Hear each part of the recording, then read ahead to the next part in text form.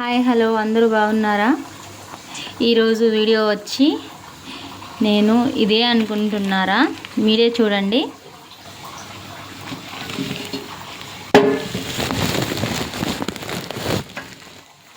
ఇది వచ్చి బాండలి.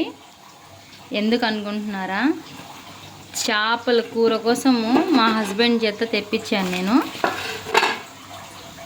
అదే పనిగా వెళ్ళి వెతికి తీసుకొచ్చాను ఫ్రెండ్స్. ఇప్పుడు దీంట్లో చేపల కర్రీ చేస్తాను చూడండి. చేపలన్నీ ఈ బాండట్లో వేసేసుకున్నాను. ఇంకా కొన్ని పీసులు ఉన్నాయి, అవి కూడా యాడ్ చేస్తాను దీంట్లోకి.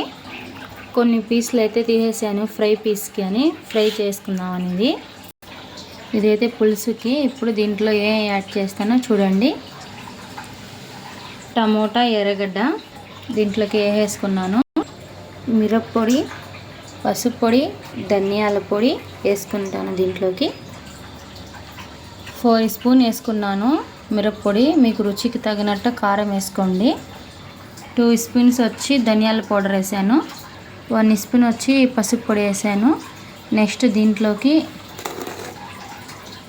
ఇది టమాటా మిక్సీకి పట్టుకున్నాను, ఇది వేసుకుంటా దీంట్లోకి. ఇప్పుడు సాల్ట్ వేసుకుంటున్నాను.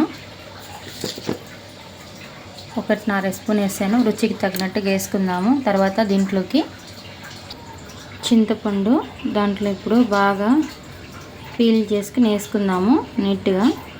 చింతపండు పులుసు వేసుకుందాము దీంట్లోకి ఇప్పుడు. తర్వాత మామిడికాయ, దాంట్లోకి ఇప్పుడు కొంచెము ఆయిల్ యాడ్ చేసుకున్నాము. మొత్తం మిక్సింగ్ చేసేసి ఇంకా స్టవ్ మీద పెట్టేయాలి. మర్చిపోయాను, నీట్గా ఇలా కలుపుకోండి.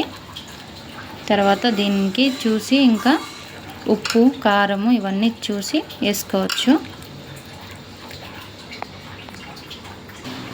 ఇప్పుడు దీంట్లోకి కొత్తిమీర, కరివేపాకు వేసేసుకుందాము.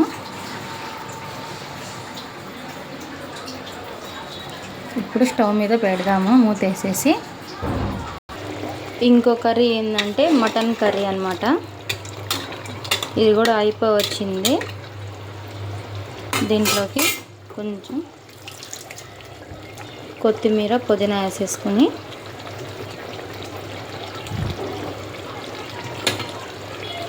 కలిపేసుకుంటే ఒక 10 నిమిషాలు అయిపోద్ది. ఈరోజు మా సండే స్పెషల్ అన్నమాట మటన్ కర్రీ. తర్వాత వచ్చి ఫిష్ కర్రీ. మీకు వీడియో నచ్చితే లైక్ చేయండి, షేర్ చేయండి, సబ్స్క్రైబ్ చేసుకోండి. నెక్స్ట్ వీడియోలో కలుద్దాం. బాయ్.